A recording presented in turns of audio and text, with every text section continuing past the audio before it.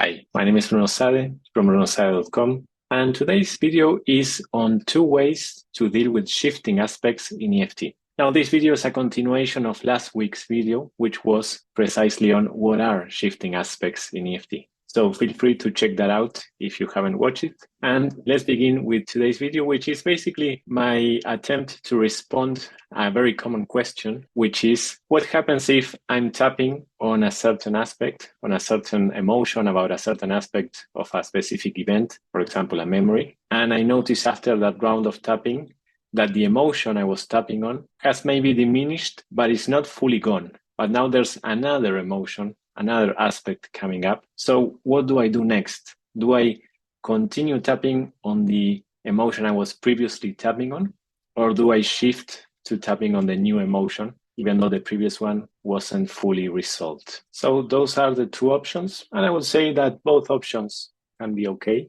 It's kind of a matter of personal preference, but I'm gonna illustrate the pros and cons of each option using an example. Let's say that you are tapping on the memory of a recent argument you had with a friend of yours, where because you were 10 minutes late to meet her, she spoke very harshly to you, and that kind of started the argument. So let's say that as you think about that memory, you notice that the first aspect that comes up is that you are feeling angry, thinking that you were only 10 minutes late. It shouldn't have been such a big deal. So as you start tapping on that anger, that it shouldn't have been such a big deal for your friend that you were only 10 minutes late, you do a round on that. And then you notice that the anger has diminished, but it's not fully gone. But now there's some sadness thinking about the other aspect, that when you try to explain to her why you were late, she didn't make any effort to listen to that. So what do you do next? Do you continue tapping on the anger, or do you shift to tapping on the sadness for the next round? So let's think about these 2 options in terms of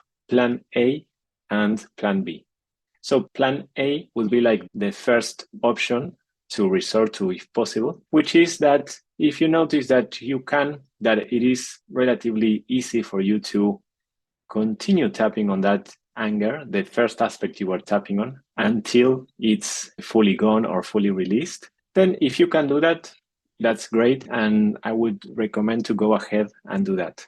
Why? Because this approach has the advantage of being more systematic and structured and organized in a way, in the sense that you don't move on to the next aspect until you are fully done with this one. It kind of gives you more of a sense of a solid ground, in the sense of the steps I'm stepping on are fully cleared. I don't move on to the next aspect until the previous ones are cleared. And it makes it a bit easier to track progress and to measure the progress that you are making. So that's kind of the advantage of what we are going to call plan A, which is to stick with one aspect until it's fully clear before you move on to the next one. Now, let's say that for whatever reason, you find it difficult or stressful, or it feels kind of forceful to try to go back to focusing on this previous aspect, in this case, the anger, that it wasn't such a big deal. You were only 10 minutes late. When now there's this sadness kind of rearing its head, or this new aspect of sadness is coming to the forefront a lot more, and is a lot more present in your mind. And it's kind of pulling you or drawing your attention a lot more. And that's kind of where your mind or even your system wants to go. And in that case, I think it's okay to listen to that and follow that direction, and to treat this next aspect, in this case, the sadness, as the next layer of the onion. So what you do in this case is, even though the anger hasn't been fully cleared yet, you move on to tapping on the next aspect, which is the sadness. And let's say that after tapping around on that sadness, again, you notice that maybe the sadness has diminished, but it's not fully gone. But now there's a third aspect coming up. For example, maybe you notice there's some guilt, thinking, well, if I hadn't been late, this whole thing could have been prevented in the first place. And so again, you can decide whether you want to stick to tapping with the sadness, or maybe you want to move on to this next aspect that's coming up as the next layer of the onion, which is the guilt. I could have prevented being late, and maybe the whole argument would have been prevented. And let's say that you tap on that guilt. Maybe this could happen with other aspects that come up around this memory. And eventually you notice that whatever aspect you were just tapping on doesn't have any charge left. And what you can do in this case is to start backtracking and checking on those previous aspects. Perhaps you might notice that even though you hadn't tapped them down to a 0, let's say, maybe because of the generalization effect, you might notice they don't have any charge anymore. Or perhaps they do, and you can still tap on them. Or let's say that you didn't keep track of each and every single aspect. No problem with that, because in that case, you can simply examine this memory again and ask yourself, as I think about this memory, what emotion am I feeling now about it? And what about this memory is making me feel that way?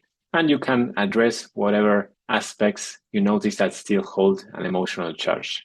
So basically, plan A would be to not move on to the next aspect until you are fully done with the current one. And plan B would be to follow the next layer of the onion as they show up, each new aspect as it shows up. And let's say that as a follow-up question to this video, you are to ask me, but what happens if the new aspect that I notice after a round of tapping is not something within the same memory, but is a whole new different memory? Then I would say basically the same thing. If you can, stick to the same memory you are working on to fully release the emotional charge you notice about this memory before you move on to the next one. So you can make a note of this other memory that just showed up, and you make a note so that you can work on it at a later time. And you continue tapping on this memory, whether you do it with plan A or plan B in terms of how you deal with the different aspects within this current memory, or if this new memory is kind of very distracting or is very in your face or is very much like pulling or drawing your attention, as long as it feels safe to work on it by yourself, in the sense that it's not a traumatic memory or something that's too emotionally overwhelming to work by yourself, in which case you can always enlist the help of a certified practitioner such as myself or someone else. I would recommend, in that case, if this other memory is very much pulling you or drawing your attention the most, you can put the previous memory aside and now move on to this other memory as the next layer of the onion. And whenever possible, you can go back to checking on the previous memory, the first memory you started working on, to see how you are doing with that. And that's kind of how I would recommend to deal with shifting aspects when there's a new aspect or a new memory that shows up before the current one you are tapping on is fully released. So that's it for today. I hope this was useful, and I look forward to seeing you again in one of my next videos.